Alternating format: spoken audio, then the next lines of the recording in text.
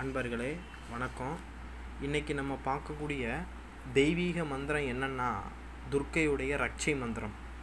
அதாவது துர்க்கையுடைய ரட்சை அப்படின்னாவே காக்கிற மந்திரம், நம்மளை காக்கக்கூடிய மந்திரம் அப்படிங்கிறத சொல்லலாம். சரிங்களா?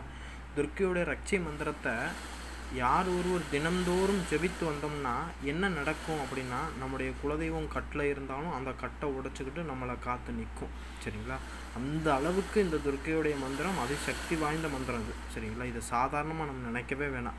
இது அந்த அளவுக்கு அதிசக்தி வாய்ந்த மந்திரம். அதாவது நம்மளை காக்கக்கூடிய எந்த தெய்வமாக இருந்தாலும் சரி, இஷ்ட தெய்வமாக இருந்தாலும் சரி, உபாசனை தெய்வமாக இருந்தாலும் சரி, எந்த தெய்வமாக இருந்தாலும் சரி, இந்த மந்திரத்தை நம்ம தொடர்ந்து ஜபிக்கும்போது அந்த தெய்வம் என்ன செய்யணும்னா கட்டை உடைச்சிக்கிட்டு நம்மளை காக்கும். சரிங்களா? இரண்டாவது, நம்ம எந்த காரியம் செய்தாலும் எந்த காரியத்துலையுமே நம்மளுக்கு வெற்றி கிடைக்கும். சரிங்களா? நம்ம எந்த காரியம் செய்தாலுமே நம்மளுக்கு அந்த காரியத்துக்கு உண்டான வெற்றி கிடைக்கும். அதனால தான் மன்னர்கள் காலத்தில் நிறைய போர்கள் நடக்கும் பார்த்தீங்களா? அந்த போருக்கு போகும்போது மன்னர்கள் என்ன பண்ணுவாங்கன்னா, தனக்கு வெற்றி கிடைக்கணும் ஒரு நல்ல நாள் பார்த்து துர்க்கைக்கு பலி கொடுத்து பூஜை பண்ணுவாங்க. அப்படி பண்ணும்போது அந்த மன்னருக்கு வெற்றி கிடைக்குமா?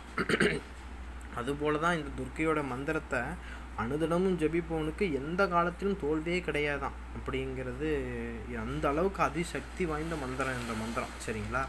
இன்னொரு விஷயம் என்னென்னா, இந்த மந்திரத்தை ஜபிப்பவர்களுக்கு நோய் நொடி எதுவுமே அண்டாதான். சரிங்களா? இது உண்மையான ஒரு விஷயம். சரிங்களா? நோய் நொடி இருந்தாலும் சரி, அந்த அனுதினமும் இந்த துர்க்கையை நினைத்து வழிபடுறவங்களுக்கு இந்த நோய் நொடியெலாம் பக்கத்தில் வரவே வராது. அதனால் நோய் நொடிலாம் வராதான் அப்படிங்கிறத சொல்கிறாங்க. துர்க்கைக்கு பூஜை செய்கிறவங்களாக இருக்கட்டும், துர்க்கை உபாசனை எடுத்து பூஜை செய்கிறவங்களாக இருக்கட்டும், அவங்களுக்கெல்லாம் பார்த்திங்கன்னா எந்த கர்ம வினையினால் வரக்கூடிய நோய் கூட அந்த பக்கத்துலேயே அண்டாது, அவங்களுக்கு வராது, நல்லா ஆரோக்கியமாக இருப்பாங்க. அந்த அளவுக்கு துர்க்கையோட வழிபாடு மிக சிறந்தது. அடுத்து ஒரு விஷயம் என்னென்னா, இந்த துர்க்கையை தினந்தோறும் வழிபடுறவங்களுக்கு எதிரி பாதிப்பே வராது. நம்மளுக்கு ஒருத்தன் துரோகம் செய்யணும்னு அவன் நினச்சான்னா, துர்க்கையை வழிபடுறவங்க யாராக இருந்தாலும் அவன் துர்க்கையினால் அவன் அடி வாங்கிடுவான். சரிங்களா? அந்த அளவுக்கு இந்த மந்திரம் காக்கக்கூடிய ஒரு ரட்சை மந்திரம். சரிங்களா? மாந்திரிய ரீதியாகவும் இருக்கட்டும், சில பேர் இந்த ஏவல் பில்லி செய்வனை சூனியங்கள்னால ரொம்ப பக்கத்தில் எங்களை எதிரி டார்ச்சர் பண்ணிக்கிட்டே இருக்காங்க, ஓயாமல் எங்களுக்கு செய்வனே வச்சுக்கிட்டே இருக்காங்க. அப்படி உள்ளவங்களாம் பயப்படவே தேவை கிடையாது. இந்த மந்திரத்தை ஒரு தொடர்ந்து 48 நாள் எடுத்து பண்ணுங்கள். சும்மா எடுத்து டெய்லி கொஞ்சம் வீட்டில் விளக்கு பொருத்தி விரதம் பண்ணி பாருங்கள்.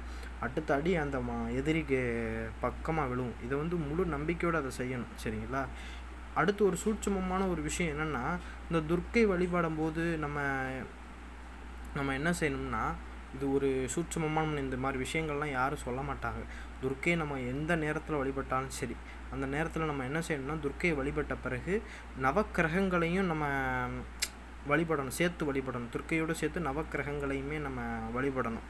எடுத்துக்காட்டு பார்த்தீங்கன்னா, துர்க்க மந்திரத்தை நீங்கள் இப்போ சொல்லிட்டீங்க, ஒரு 107 தடவை ஜெபிச்சிட்டிங்க அப்படின்னா, ஜெபிச்சு முடித்த பிறகு என்ன செய்யணும்னா, மனசுக்குள்ளே நவக்கிரகங்களையுமே மனசில் நினச்சி அவங்களுக்கும் ஒரு நன்றியை தெரிவித்து அவங்களையும் வணங்கி நீங்கள் பூஜை செஞ்சு வந்தீங்கன்னா, துர்க்கையோடைய வழிபாட்டிலேருந்து வெகு பலன் கிடைக்கும். இது ஒரு எக்ஸ்ட்ரா ஒரு விஷயம். சரிங்களா?